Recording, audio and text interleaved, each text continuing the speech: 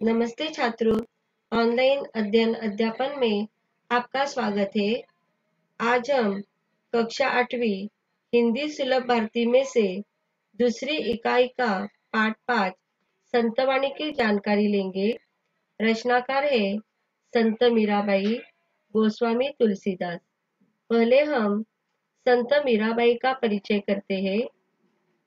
हिंदी की महान कवयित्री मीराबाई का जन्म सन 1498 चौकड़ी ग्राम राजस्थान में हुआ था। मृत्यु 1546 गुजरात में हुई। संत मीराबाई बचपन से ही कृष्ण भक्ति में लीन रहा करती थी। आप सभी ने कृष्ण भक्त राधा का नाम सुना है। जैसे राधा का नाम कृष्ण के साथ जोड़ा जाता है, वैसे ही मीरा का भी नाम कृष्ण से जोड़ा जाता है। मीरा का विवाह उदयपुर के महाराणा भोगराज के साथ हुआ था, जो मेवाड़ के महाराणा सांगा के पुत्र थे। विवाह के कुछ समय बाद ही मीराबाई के पति का देहांत हो गया। पति के मृत्यु के बाद उन्होंने गृहत्याग किया और साधु संतों की संगति में हरि कीर्तन करते हुए अपना समय व्यतीत करने लगी। मीराबाई घूम घूम कर मंदिरों और धार्मिक स्थलों में कृष्ण के भजन सुनाया करती थी। मीरा का कृष्ण भक्ति में नाचना और गाने का राज परिवार द्वारा सख्त विरोध था। कृष्ण भक्ति के कारण उसे जहर भी पीना पड़ा, लेकिन मीरा ने कृष्ण भक्ति नहीं छोड़ी। अपना संपूर्ण जीवन कृष्ण भक्ति में समर्पित कर दिया। मीरा जी की प्रमुख कृतियां राम गोविंद, राग सोरठा के पद, गीत गोविंद, मीरा पदावली आदि प्रसिद्ध है। पद्य संबंधित जानकारी लेते हैं। प्रस्तुत पद में संत मीराबाई की कृष्ण भक्ति का वर्णन किया है। मीरा जी के आराध्य भगवान श्री कृष्ण है। अपने प्रभु को मिलने की जो आस मीरा के हृदय में है, उसी का सुंदर वर्णन पदों में किया है। पहले मैं पदों का वाचन करती हूँ। सभी को टेक्स्ट बुक सामने रखनी है। पग घुंघरू बांध मीरा नाची रे, मैं तो मेरे नारायण की अपई हो गई दासी रे। लोग कहे मीरा भई बावरी, न्यात कहे कुल नासी रे। विष का प्याला राणा जी भेजा, पीवत मीरा हासी रे। मीरा के प्रभु गिरिधर नागर, सहज मिले अविनाशी रे। दरस बिन दुख न लागे नैन, जब से तुम बिछुड़े प्रभु मोरे कभू न पाओ चैन। सबद सुनत मेरी छतिया कापे, मीठे लागे बैन। विरह कथा कासु कहूँ सजनी, बह गई करवत ऐन। कलन परत पल पल मग जोवत भई, क्षमासी रैन। मीरा के प्रभु कबरे मिलोगे, दुख मेटन सुख देन। अभी हम एक एक पद का अर्थ देखते हैं। पग घुंघरू बांध मीरा नाची रे। यहाँ पे मीरा कहती है कि शाम के प्रेम में तल्लीन होकर मीरा पैरों में घुंघरू बांधकर नाची। अब मुझे लोक लज्जा का कोई डर नहीं है। मैं तो मेरे नारायण की अपई हो गई दासी रे। मैं तो अपने कन्हैया की, शाम की अपने आप ही दासी बन गई है। लोग कहे मीरा भई बावरी, न्यात कहे कुल नासी रे। बावरी यानी पागल, न्यात यानी संबंधी, कुलनासी यानी कुल में कलंक लगाने वाली। यहाँ पे सारा संसार कहता है मीरा जी कृष्ण प्रेम में पागल हो गई है। सभी संबंधी कहते हैं कि मीरा ने कुल यानी घराने की जो प्रतिष्ठा थी, मर्यादा थी, उसे कलंकित कर दिया है। विष का प्याला राणा जी भेजा, पीवत मीरा हासिरे। कृष्ण भक्ति की वजह से मीरा को ससुराल वालों से काफी कष्ट सहना पड़ा। उसे जान से भी मारने की कोशिश की। उसके देवर राणा ने मीरा जी को मारने के लिए विष भरा प्याला भेजा, जिसे मीरा हंसते हंसते पी गई। मीरा के प्रभु गिरिधर नागर सहज मिले अविनाशी रे। अविनाशी यानी जिसका कभी विनाश न हो। मीरा के प्रभु गोवर्धन पर्वत को धारण करने वाले कृष्ण भगवान है।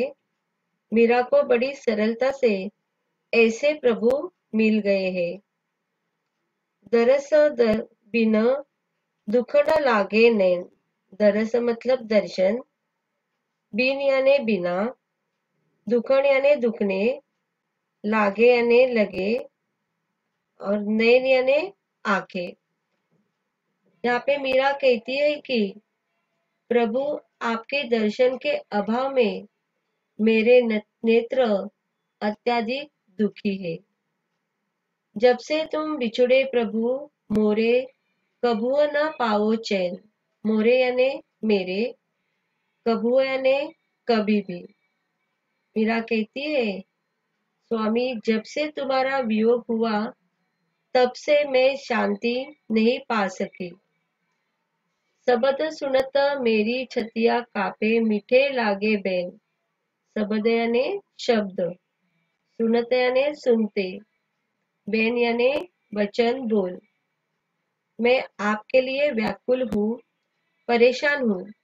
आपकी मधुर वचनों की याद आते ही मेरा दिल कांपने लगता है, हृदय सिहर जाता है। विहर कथा कासु कहूँ सजनी बह गई करवत ऐन। कासु मतलब किससे, एन मतलब ठीक। मीरा जी कहती है मैं अकेली हूँ, हे सखी, मैं अपनी विरह व्यथा किसे कहूँ। आपके विरह में तड़पती रहती हूँ, इसलिए रात को सो नहीं पाती। करवट लेते लेते मेरा सारा सुख चला गया है, मुझे चैन नहीं मिलता। निरंतर श्री हरि की आने की बाट देखती रहती हूँ। कलन परत पल पल मग जोवत भई छमासी रैन। कल याने चैन, मग याने मार्ग, जोवत याने देखना, छमासी याने 6 महीने, रैन याने रात। हे प्रभु आपके वियोग से रात मेरे लिए 6 महीने के बराबर हो गई है। अर्थात एक एक पल कठिनता से बीतता है। हे स्वामी तुम दुख मिटाने वाले और आनंद देने वाले दाता हो। मुझे कब तुम्हारे दर्शन होंगे, कब मुझे आकर मिलोगे। इस तरह यहाँ पे मीरा ने अपना दुख दर्द बताया है। इसका हम पूरा भावार्थ देखते हैं।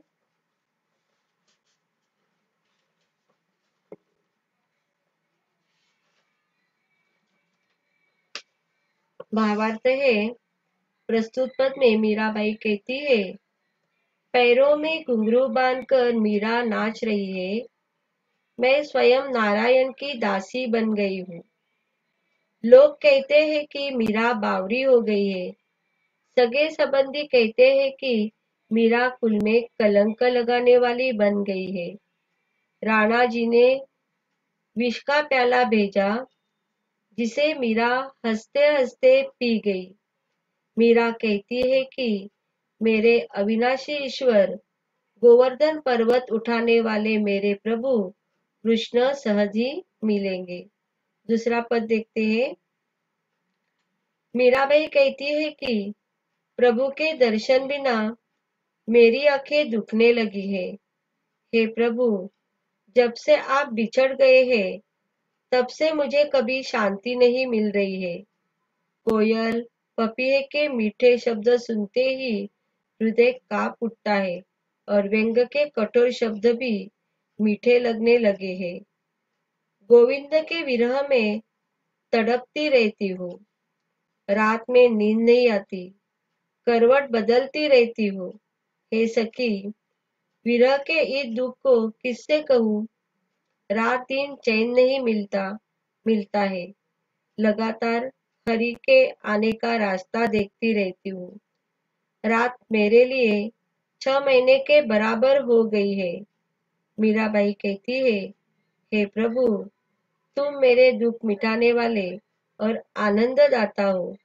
मुझे कब तुम्हारे दर्शन होंगे, तुम कब आकर मिलोगे। यह पदों का भावार्थ है। आपको भावार्थ समझ में आया होगा। अभी हम चलते हैं तुलसीदास जी के पदों के और पहले हम गोस्वामी तुलसीदास जी का परिचय देखते हैं।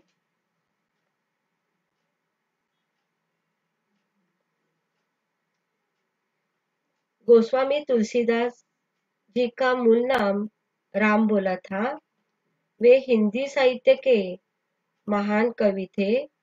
इन्हें आदि काव्य रामायण के रचयिता महर्षि वाल्मीकि का अवतार भी माना जाता है। उनके गुरु का नाम रामानंद था। गोस्वामी तुलसीदास ने रामचरितमानस के माध्यम से संपूर्ण हिंदी जाति और भारतीय समाज को राम भक्त बना दिया। इनका जन्म 1511 बांदा उत्तर प्रदेश में हुआ और मृत्यु 1623 में हुई। गोस्वामी तुलसीदास जी ने अवधी भाषा में अनेक ग्रंथों की रचना की है। कहा जाता है कि इन्हें साक्षात प्रभु श्री राम व हनुमान जी के दर्शन हुए थे।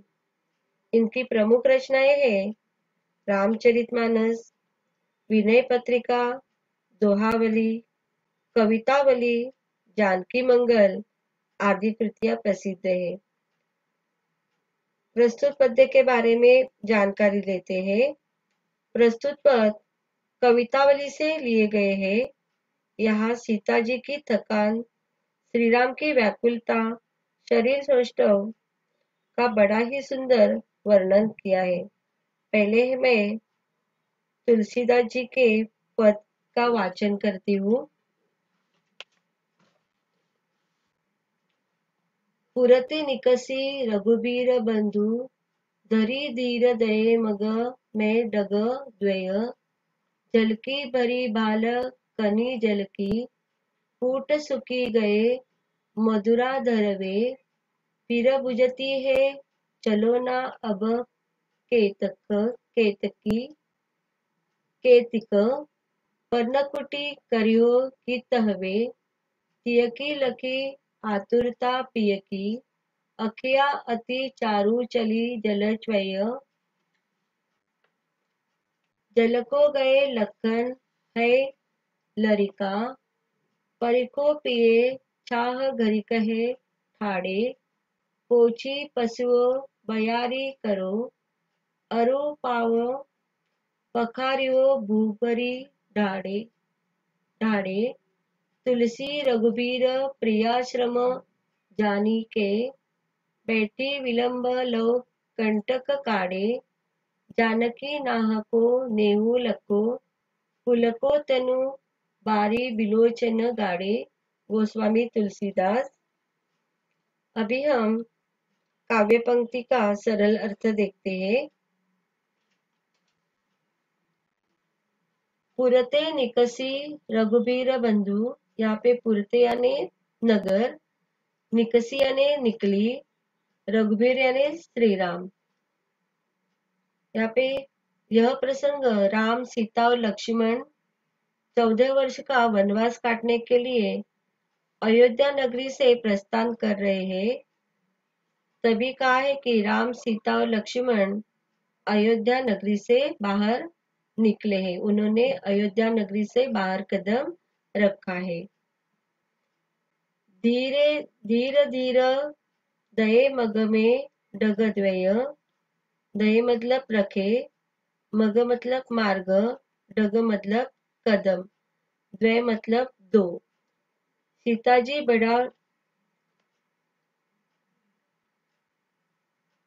सीताजी बड़ा धैर्य धारण कर मार्ग पर 2-4 कदम रख रही है।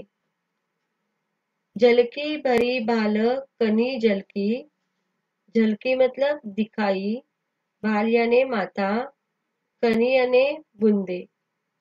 यहाँ पे परिश्रम के कारण उनके माथे पर पसीने की बूंदे चमकने लगी है। कूट सुखी गए मधुराधर वे, कूट यानी होठ, मधुराधर प्यास के कारण सीता जी के मधुर होठ सूख गए हैं।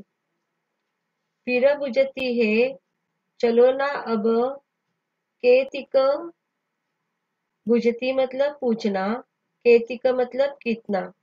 सीता जी पूछती है अब कितना चलना बाकी है। पर्णकुटी करियो कित हवे, पर्णकुटी यानी पत्तों की जो बनाई कुटी है, कित मतलब कहाँ, अब कितना चलना है, हमारी कुटिया कहाँ तक है। तिय की लखी आतुरता प्रिय की, तिय की मतलब पत्नी, लखी मतलब देखकर। आखिया अति चारू चली जलचे, चारू मतलब सुंदर। पत्नी की आतुरता व्याकुलता को देखकर श्री राम की सुंदर आंखों में आंसू आ गए हैं।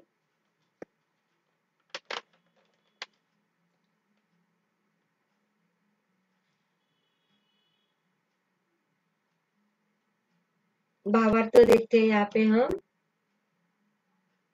सीता जी अयोध्या से निकलकर धैर्यपूर्वक 2 ही कदम मार्ग पर चली होगी कि उनके माथे पर पसीने की बूंदें दिखाई पड़ी और उनके होठ सूख गए। उन्होंने प्रिय श्री राम से पूछा कि अभी और कितना चलना है तथा पत्तों की कुटिया कहाँ बनाएंगे। पत्नी सीता जी की थकान को देखकर श्री राम की आंखों में से आंसू की बूंदें चूक पड़ी। आगे देखते हैं। जल को गए लखन है लरिका, लखन यानी लक्ष्मण और लरिका मतलब लड़का, लड़का लक्ष्मण जी को यहाँ पे कहा गया है। गोस्वामी तुलसीदास जी कहते हैं कि राम लक्ष्मण सीता वन के रास्ते चलते समय बहुत धूप लग रही थी, इससे सीता जी को चलने में कष्ट हो रहा है। चलते चलते सीता थक भी गई है, गर्मी से परेशान है। लक्ष्मण जल लाने गए हैं, वे अभी बालक है। यहाँ पे राम से सीता स्पष्ट नहीं कह पाती, इसलिए वो राम से कहती है कि जल को गए लखन है लरिका, मतलब पानी को लाने के लिए लक्ष्मण जी गए हैं, वे अभी बालक है। परखी पिय चाह घरी, घरी कहे ठाड़े, परखी मतलब प्रतीक्षा, छाया मतलब छाया, घड़ी का मतलब घड़ी भर, ठाड़े यानी खड़े होना।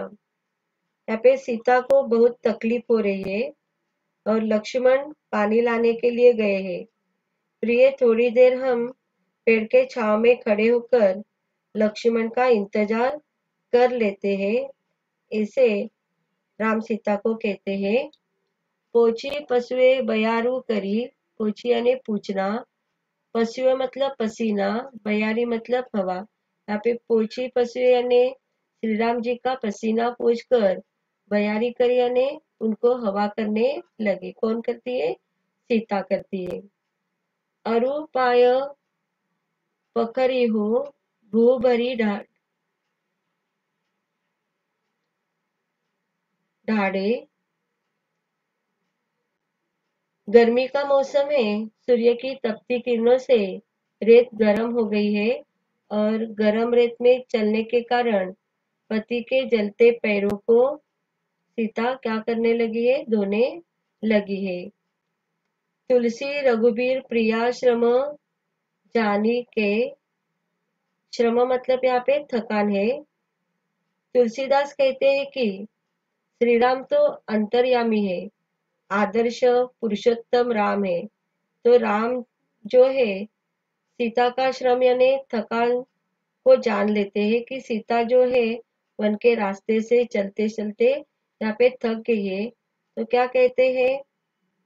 बैठी विलंब लव कटक काढ़े, विलंब यानी देर, लव यानी तक, कंटक यानी काटा।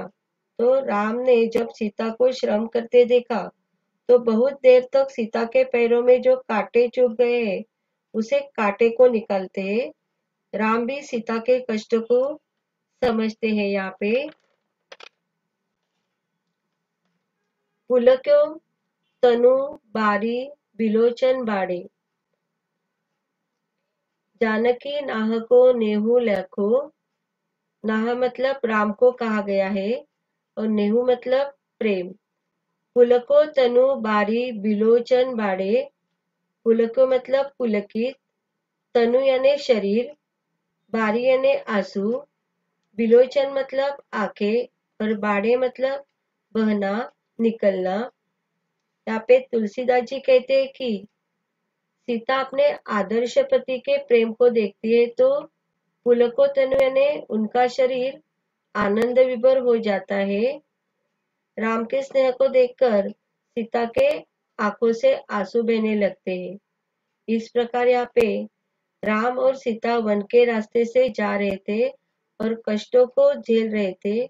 इसका रोमांच उसका रोचक ढंग से वर्णन तुलसीदास ने किया है। यहाँ पे हम पूर्ण भावार्थ देखते हैं। सीता जी ने श्री राम से कहा कि जल लाने के लिए लक्ष्मण गए हैं, अभी वे बालक है, अतः थोड़ी देर छाव में रुककर प्रतीक्षा कर लेते हैं। आपका पसीना पोंछकर मैं हवा कर देती हूँ। आपके पाँव में जलन हो रही है, जलन हो रही होगी, उसे शीतल करने के लिए जल से पैरों को धो लीजिए। तुलसीदास कहते हैं कि रघुवीर श्री राम समझ सीता जी को हुई समझकर देर तक बैठकर पैरों से कांटा निकालते रहे। उनके इस प्रेम को समझकर सीता जी पुलकित हो उठी और उनकी आंखों से आंसुओं की धार बहने लगी।